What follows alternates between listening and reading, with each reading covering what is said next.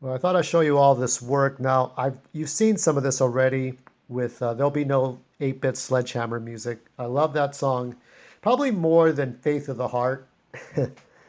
The Strength of the Heart. I think it's Faith of the Heart. And I think Faith of the Heart and Sledgehammer are the only two Star Trek songs with lyrics. I mean, there's the Beastie Boys song that comes out in Star Trek Beyond, but that's I'm talking about songs written for Star Trek, right? I don't know if there's going to be any lyrics for Prodigy, but this is kind of like looking at Prodigy, but with the original crew. So these are all the cast members, or the cast members, the Kelvin timeline Star Trek crew, and I wanted to show this off before I didn't have any more time to do so. Now this is Chris Pine as this would have been like Star Trek 4, right? These are their uniforms for Star Trek 4, but we'll never see that, I think. And I think that's okay. I think you can't go on without Anton in a way, but I figured out a way to kind of continue the Chekov character that's respectful and not disrespectful, I guess.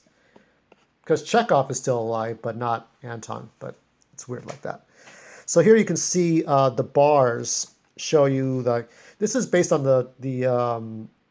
the original movies where they all wore red shirts. Maybe that's why Spock wore red, because it was a red shirt kind of thing. He would die in the movie. But this is the command. You notice that the one point is bigger than the other for the star command. This is the phaser.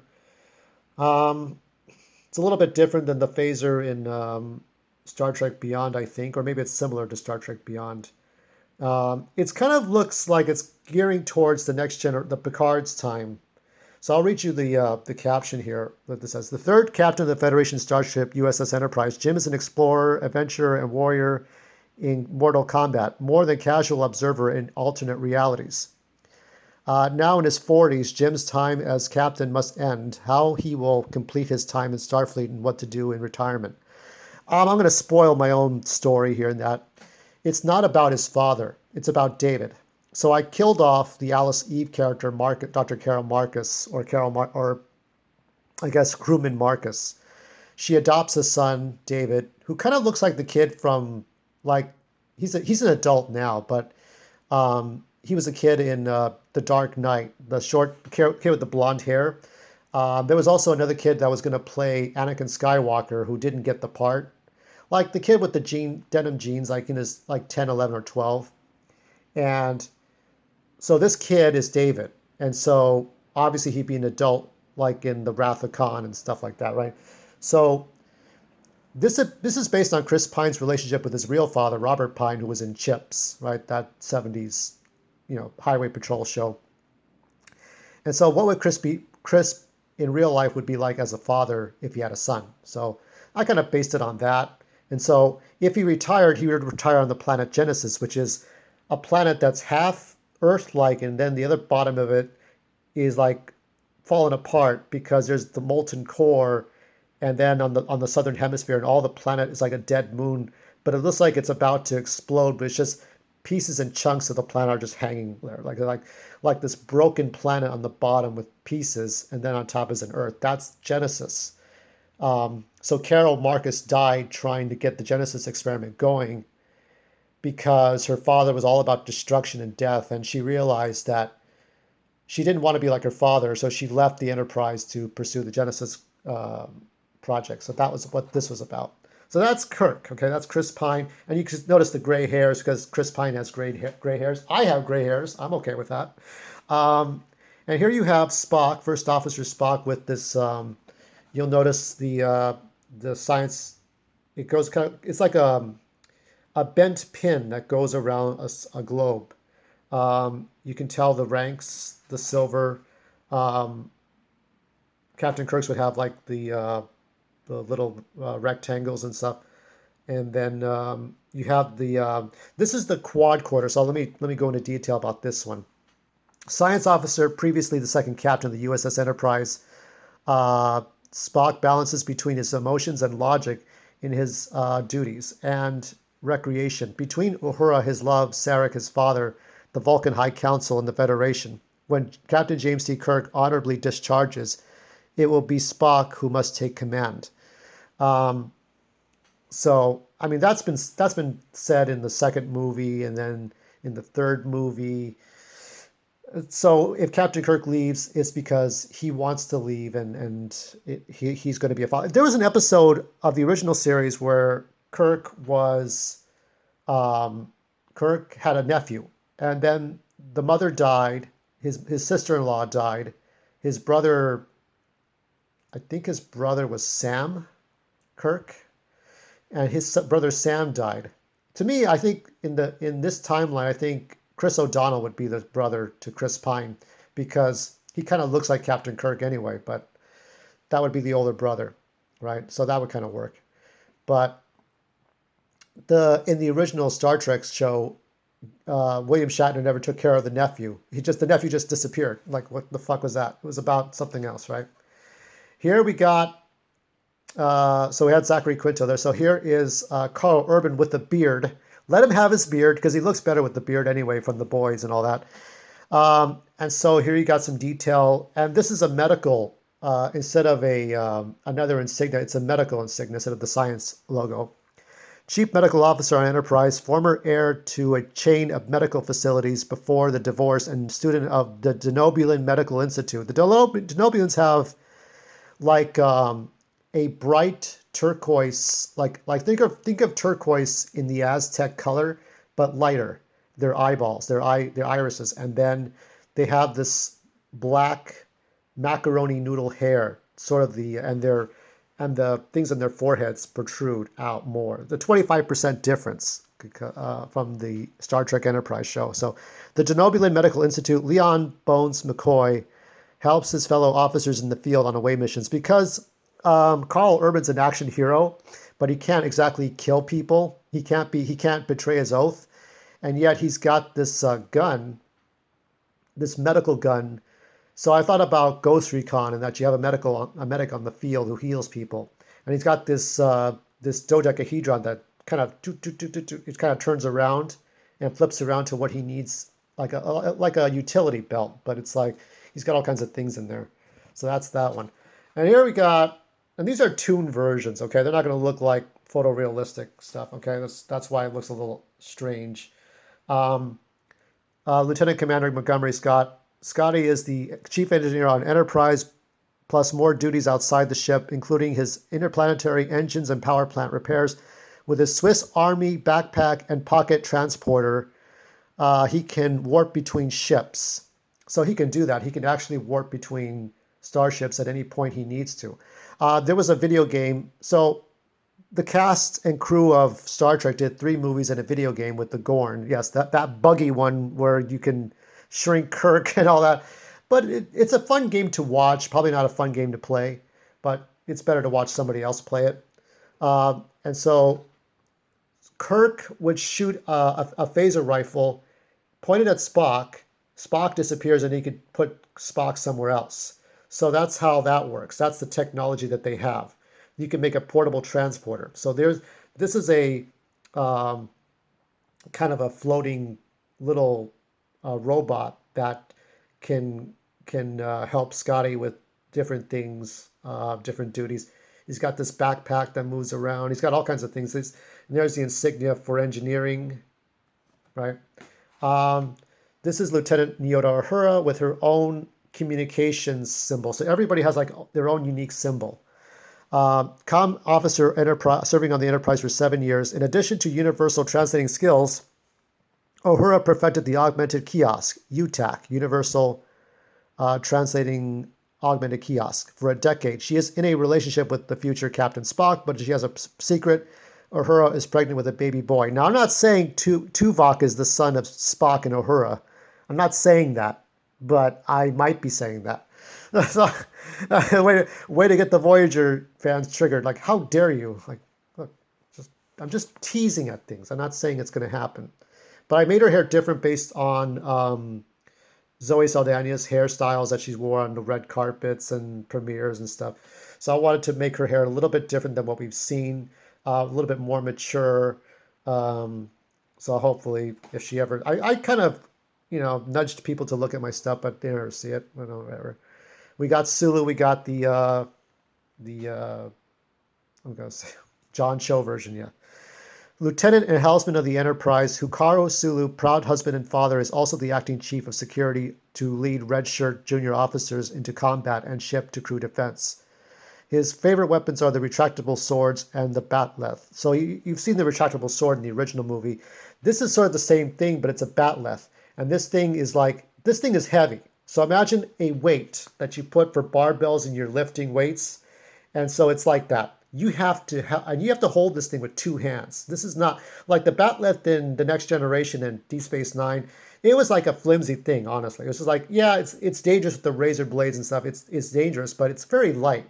And this thing, you have to be strong. You have to do some weightlifting to hold this thing and twirl around at these triangle holes. You have to be able to do it that way. And you got the blades that retract, just like the sword. So because it's more empowering for John Cho to be out there and out and about, not just doing the captaining and not just doing the helm, but also doing some combat. And it's a choice that he can lead people. But at some point, though, he will, because he is the acting chief of security, somebody else will take over this position. And here we have Cloak Commander Chekov. Now, what I would have thought is that in respect to like Paul Walker, you would see a kind of a digital Anton for like 5 or 6 seconds, leading a troop of like bad robot soldiers here. Former ensign and helmsman of the USS Enterprise, Pavel Chekov now leads a Neo Section 31 after passing a series of aptitude tests for a promotion. After an emotional goodbye to all his crewmates on Enterprise, Pavel goes on confidential missions to ensure among planets or peace. I should have put a peace, but with robot red shirts and calm morals. So he's not Admiral Marcus. He's not trying to start to stage a war to get the people on his side. He does the right thing. This is looks like a guitar, but it's a gun and has this like this buzzsaw spiral thing that shoots things. He's got the multi visors that light up different ways for infrared and heat sensor and night vision. Perfect, and these are based on the Bad Robot logo, based on J.J. Abrams stuff. And we got Security Chief Jayla. So she takes over Sulu's job because she goes through what Chekov went through, or the original Chekov went through in The Wrath of Khan, where she serves on one ship, but she eventually goes to the other ship. She serves under Captain Janice Rand, who would have been played by Rebel Wilson, I think, because Rebel Wilson's fitting into those outfits pretty good. If she's losing that weight, go Rebel Wilson. So, Chief of Security aboard Starship USS Farragut under command of Captain Rand. When a security mission goes awry, a set of events chained in motion allow Jayla to be reunited with the crew of the Enterprise. Jayla leads security teams for ship-to-crew defense missions with her collapsible electromagnetic stun staff. And this thing snaps to her back. And so this is her Chief of Security logo. It's very simple in design. It's like a mountain. It's like the Paramount Mountain. So it's like Paramount logo almost. So it's like kind of taking on that. So that's performed by, what is it? Oh gosh, I forget her name. Shame on me for forgetting her name. The actress who played Jayla. I can't believe I forgot her name. How dare me? How dare I? And she's really cute too. But anyway, that's the beats and the shouting. Yes, remember her. I forgot your name. I'm so sorry. I've got so much going on today that holy shit. And she was in The Mummy as well. So here we got Roy, Deep Roy, as he's called. I should remember her name. God damn, I don't remember her name.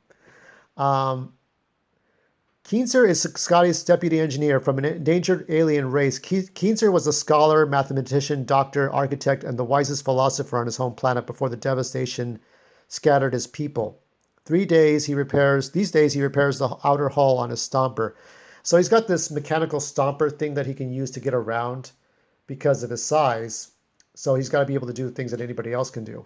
So he hasn't changed that much, but he's just doing different things. So he wears the insignia on the center of him instead of the right. So it's just kind of made more sense, more stylized. God.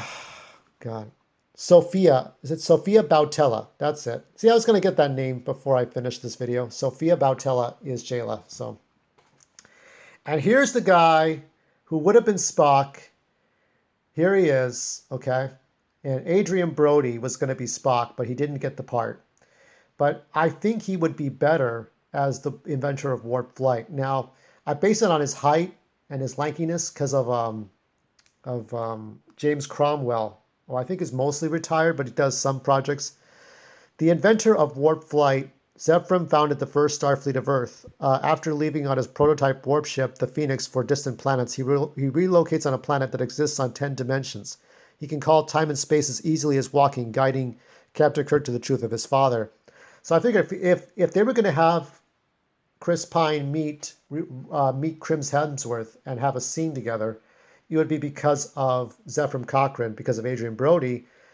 And he wears this outfit that's very much like the outfit that he had in the original series, but obviously more stylized uh, to be, you know, to be 21st century. He's existing between dimensions. Now, 10 dimensions means that anything that happens is happening in every point of space, anything and everything. But the Kelvin timeline affected the planet that he was on. So he had to take the companion, which is this lava lamp here, and take it with him to another planet that didn't exactly exist, but it's there. So it's there, but it's not there, right? So that's Adrian Brody's character. And so he has to be this wise. So like Spock, he's logical, wise, but he's also human. He can be human. He can express his feeling about things. Um, Eventually, there'd be a series of events where you would have had Ricky Gervais as Harry Mudd, who is not the real Harry Mudd, but stole Harry Mudd's name and killed Harry Mudd, burned him to death. And it would turn out that Ricky Gervais was a scientist who created Khan, the Superman. The God damn, I'm getting all these. I have to remember all these people's names. Benedict Cumberbatch's character, but he was not, his blood type was not qualified to make him a Superman. So Ricky Gervais is the scientist, the doctor, would be able to mind fuck women. Now, in a rated R setting, you know what he would do if he was a man and they're women, to make them do whatever. But he makes them commit crimes, daring bank heists or something like that, like something daring crimes where they use guns and kill people. So something PG-13, nothing pornographic or graphic like that. Um, and there would have been stories where you would have had Andy Serkis as a Klingon. You would have had an actor play the Romulan commander, and that in another reality, the Romulan commander and Kirk would be friends, and in this one, they are friends. So a lot of things would have happened on the way to Kirk retiring, and then Tamar from the video game would have reunited with Kirk. So it's a lot of things like that, a lot of ideas, but eventually would end with this would have been the undiscovered country for the Kelvin timeline crew. Because to make another sequel without Anton, just to make a sequel, would have been kind of heartless. It's like, what's the point? Like 3 movies and a video game. I feel like that was their time, but they did enough. I made a new ponytail. It's like a pinwheel or a sunflower, like a flower, like a. That's what I wanted to do with that. And he's wearing black. And I didn't do too much. I didn't change Anton's uniform from the Beyond too much, but just enough. So the changes are subtle. And I gave Uhura the thigh-high boots. And so that's what I wanted to share with you. I like, as far as the individual stories, it doesn't get better than the original TV series, Star Trek, the original series, Next Generation, Deep Space Nine. Like those stories as individual stories are really good. But as far as like following a timeline like Star Wars, it's better to watch First Contact for the Zefram Cochrane stuff, and then you go ahead to Enterprise, the 4 seasons, and then you watch Star Trek. You can watch some gameplay of Star Trek, the video game from 2013 for the PS3. Then you go into Darkness, and then Beyond, and then maybe watch Prodigy. I think I may do a piece of art where we see some like 2 or 3 members of Enterprise, this crew here, and some of the Prodigy crew, and then put them all on a bridge together, maybe on the Kirk's ship. I don't know. We'll see. I mean, it's a lot of ideas. So many ideas. I hope you enjoyed.